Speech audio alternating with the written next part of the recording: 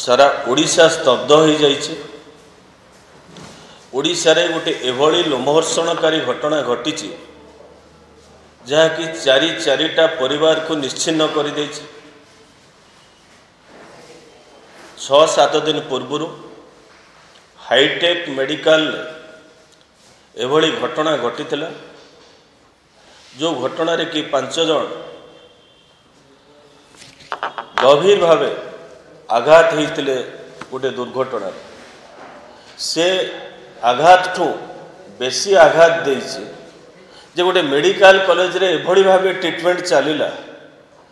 Treatment पर jar death हो जाउछि dead body की भी माने डिटेक्ट करि पारुना। ये होछि राज्यर स्वास्थ्य अवस्था कौन पाई आज एभली घटना घटिला। यदि प्रकृत लोक को माने ठीक भाव चिन्हट करिथांते ताहले तापाई आउ गोटे निरीह जीवन जाई नथांता जड़े भद्र महिला को। तो ये होछि वर्तमान राज्यर स्वास्थ्य अवस्था यही भाव घटना घटी। भारतीय जनता पार्टी पाखु आम दाबी रखुछु जे एथिरे जो माने दायी हाईटेक मेडिकल कर्तृपक्ष हो राज्य पुलिस प्रशासन हो कि जी भी हो कौन पाई वर्तमान सुधा गोटे फौजदारी मकदमा रुजु करना राज्य सरकार।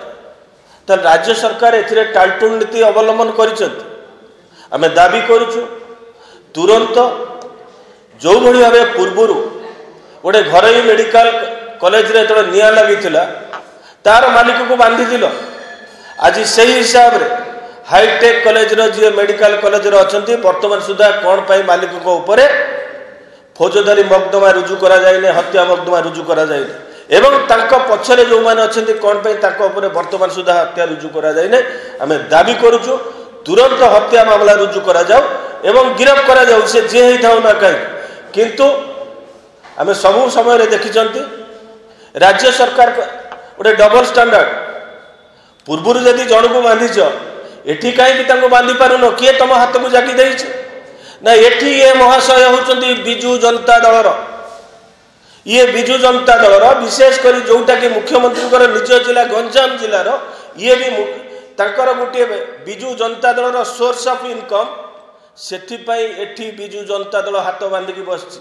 भारतीय जनता पार्टी पक्षर आम दाबी करुचु तुरंत ए कल्पिट जी हो ना गिरफ्त करा जाओ एवं जो मृतक परिवार अछंती तांको परिवार को 1 कोटी टंका लेखा क्षतिपूरण दिया जाओ।